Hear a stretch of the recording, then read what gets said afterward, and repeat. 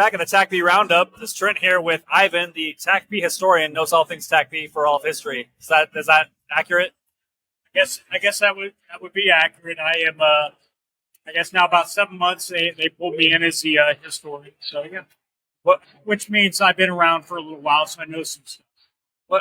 How do you get that job as the TACP historian? Well, it's kind of funny because one of the things what I truly enjoy doing is trying to dig up some of our history and I know you've interviewed a bunch of our other guys. One thing that we do a bad job at is telling our story. And, so, I mean, it's something, I retired about 3 years ago, and it's something I've always been very passionate about. And so I was doing it anyways, and then Tommy, our president, he's like, hey, man, would you mind coming back? Because I was part of the association for years as in different capacities. But he said, would you mind coming back as a historian? I said, if you're asking me, I will happily come back and do that job because I'm doing it anyways. Because again, like I told you, we do a bad job about telling our story and our history, and like right here tonight, I mean, there is a ton of history around us, and just trying to capture some of those stories so we can share them, tell them with our future TACPs, things like that. But yeah. So, based on what I'm seeing on your sleeve, you were a TACP for a fair number of years. Yeah, I would say that. Yeah, I did this job for 30 years. I came in 1990, didn't know what the heck I was getting into, and immediately fell in love with the job. And after 30 years, they kept promoting me and allowing me to stay in. So, and then when I got to the 30-year point, I'm like, man, do I really got to get out? They said, yeah, you got to get out. And, yeah. So 30 years I did this job. So in 1990, how did they sell TACP to you? Like, what was it about it? What's funny looking back in those time frame, I mean, they really didn't understand what TACP was. And there was very little. We didn't necessarily have recruiters kind of selling our career field. They had pararescue, CCT, which a lot of us kind of, that kind of pulled us into that mindset. But TACP, in a lot of ways, was, if you couldn't swim, hey, here's a career field that might be suited for you if you enjoyed jumping out of planes and doing that kind of stuff. But I remember at basic training, I was the only guy going to be a TACP, and I'm standing in my own line going to tech school, and everybody else is going to, Chanute, Shepherd, and all that stuff, and I'm by myself, and I get yelled at. I'm like, wait a second, I'm going to Herbert Field, I'm going to be a TACP, and they're like, what is that? So none of the TIs had any idea what the heck I was doing. And I'm like, hey, I don't know either, but I'm going to Florida, so I'm excited about it. So they stopped yelling at me at that point. Yeah. Yeah. Show up at the jungle just ready to go? Yeah, I was ready to go. But I had no idea what the heck I was getting into. I got down there and it was something completely different than what you were expecting coming, especially the Air Force. You kind of have your idea of what you're going to be doing. I go down there and we're ruck marching and we're doing PT and all that stuff. But to me, it was kind of cool. I was like, hey, well, this is different. And immediately, I fell in love with it. Yeah, when you started making those bonds with the people around you, right? Oh, yeah. Everybody's going to suck together, and it's just like momentum. It is, and that team camaraderie, that aspect of it. I'm still friends with every guy I went through tech school with back, 33 years ago. I mean, you immediately build those bonds, and to me, that's really what it's all about. Yeah. That's why things like tonight happen, right? That's why things like this happen, and we need that. I mean, really, you always need that, but in today's, there's a lot of craziness, of course, as we all know. But to me, this is soothing. It kind of, that brotherhood, that team camaraderie. That's good for all of us. Yeah. I want to ask, you were 11 years in when 9/11 happened. So you were like a E6, E5? I was about ready to come to E6. I was an E5. I was in Korea. just left our, I was an instructor at the schoolhouse, Okay. our schoolhouse in Herbert. My wife stayed there. I went to Korea. I came home for my mid-tour, walked my son I was getting ready to walk my son to his kindergarten, to the bus stop. He was in kindergarten when everything went down and we're watching TV and we had no idea, after the first one impacted, we didn't know what was going on, but immediately thereafter, by the time I walked down to the bus stop, I'm like, Something's happening. something's going on. It just seems like a time in your career where, like, when you told me the dates, I was like, you're like in the prime. Like, you're like max lethality. You're not getting old yet. You're not behind a desk yet. Like, it's time to go. It's time to go. And I think I was supposed to fly back to Korea on September 12th. So, day after. So, needless to say, I didn't fly back the next day. So, so I'm sitting there, you start seeing and hearing everything that's going on, and my wife goes to bed, and I'm doing research on computers back then, dial up and all that stuff, and I'm like, my gosh, what the heck are we getting ourselves into? And just trying to wrap my mind around, okay, things are about to change in a big way for us. Just trying to figure that all out. But yeah, I mean, immediately when we got back to Korea, I think I got back on the 19th of September. Completely different,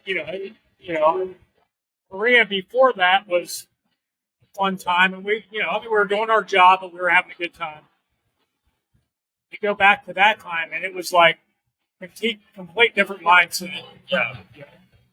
Everybody's on high alert. You're going patrol through. You're very alert to what's going on around you, and it was a big change. So yeah. Well, yeah, and you weren't like the young guys, so like I'm sure you had a lot of like brand new people that were like looking at you like you had dancers. You're like, this is brand new for me too, guys. This is new for me, but everything that we have trained for and everything that we have prepped for up to this point, this is when it gets real. And really early on, you didn't know how real things were going to get, but you're like, hey, we just gotta revert back to everything that we've been taught, just build off of that because we don't know.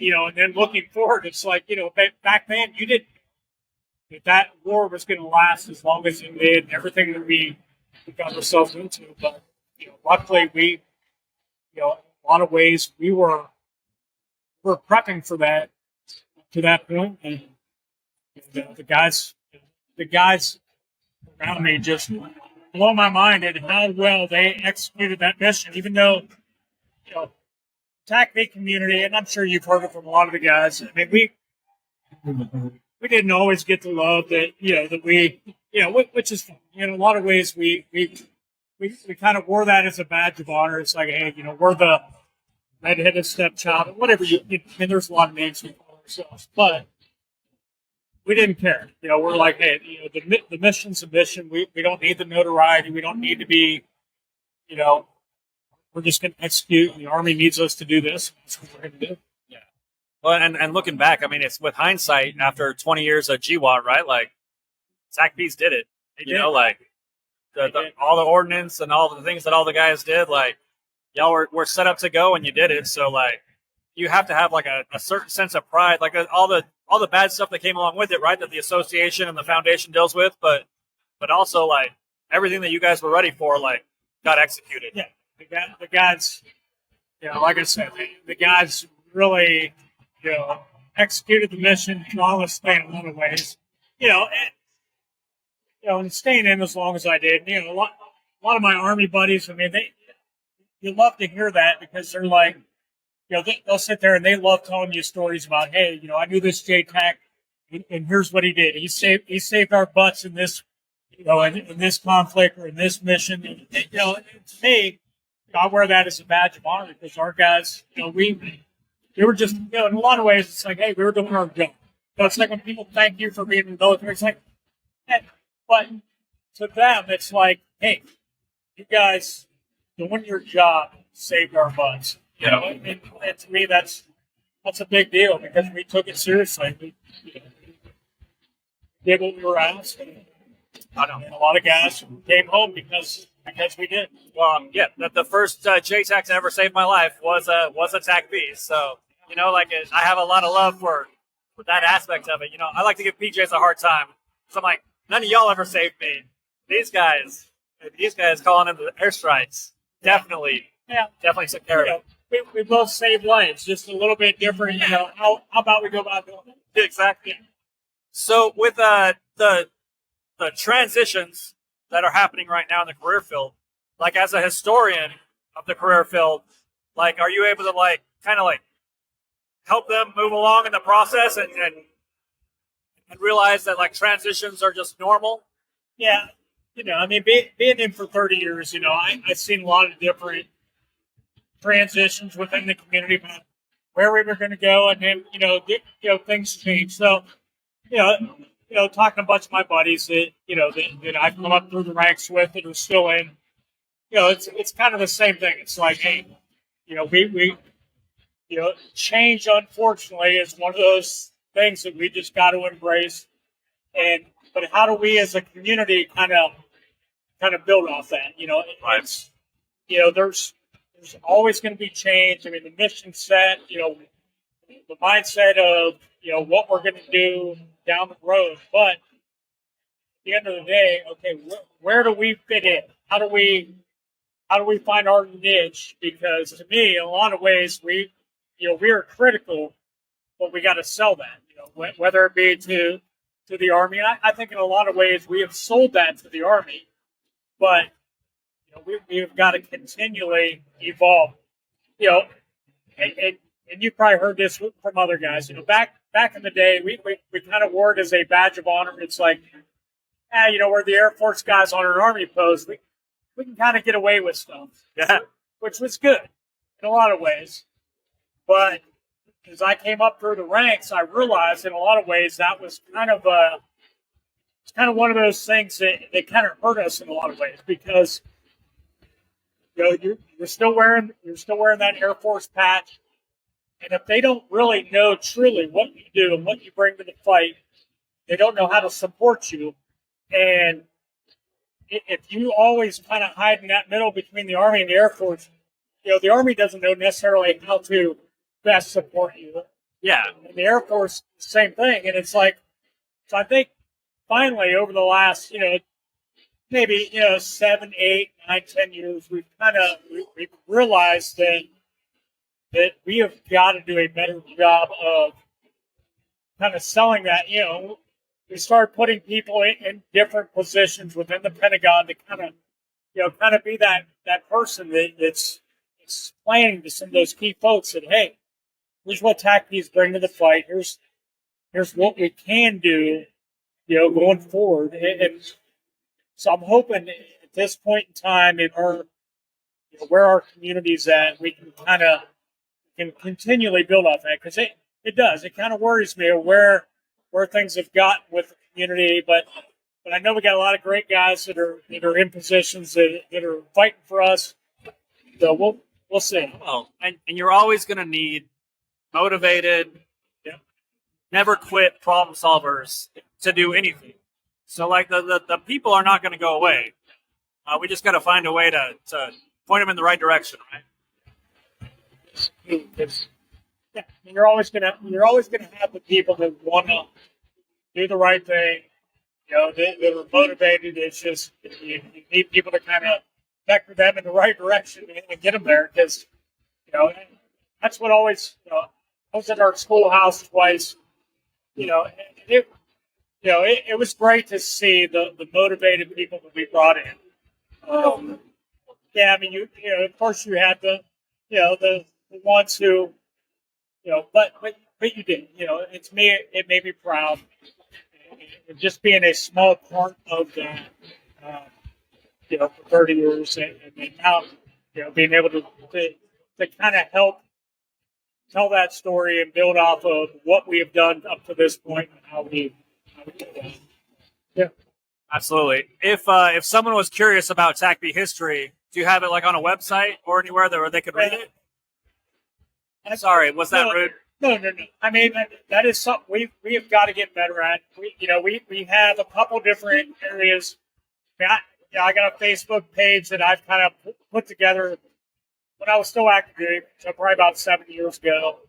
And we are starting to build off of that. We got another guy who's got romad.com. It's got a history aspect, and you may have talked to Charlie Heidel already, who is kind of one of our, the way we look at him, he's like our grandfather. He's one of those guys that has been very instrumental in telling our history. But I know at some point we got to get a legitimate history page up and running. We got a couple guys that you may have talked to them that are writing some of these stories down now and getting these stories told. I mean, I have jokingly wanted to write stories, some different books. It's like, when do you have time for that? But I always tell my wife, I'm like, we got to find the time, because we have lost a lot of our, a lot of those guys that really got our career field up and running, in the late 70s, early 80s. And if we don't tell the stories now, they're going to be lost. So, right. So, so yes, we got to get a legitimate site up and running that captures all that stuff, because I'm afraid if we don't, we'll lose some of those stories forever. I think you'll get it done. I got to ask before we stop, if someone's out there, because the podcast is about the young folks trying to get into the Air Force. If someone's looking into special warfare or TACP, what's the one piece of advice that you would give them? So the one piece of advice, to me, if you want to do something, because I get it, a lot of people don't join the Air Force to do something a little, same with me. I mean, I didn't join this career field. When I came into the Air Force, I was thinking I was going to be a firefighter, all these things. But if you want to do something different and make a difference, to me, the special warfare career fields, I mean, there is definitely, a place for you. These career fields, even though they are small and maybe not as much heard as, a Navy SEAL, Ranger, this and that, but they definitely make a difference.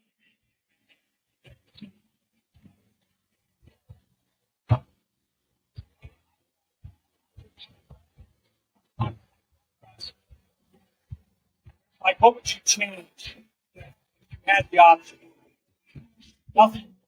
Nothing. Me looking back and having regrets and this and the other, that's maybe anything. I enjoyed all 30 years. I had 13 assignments. Never had a bad assignment.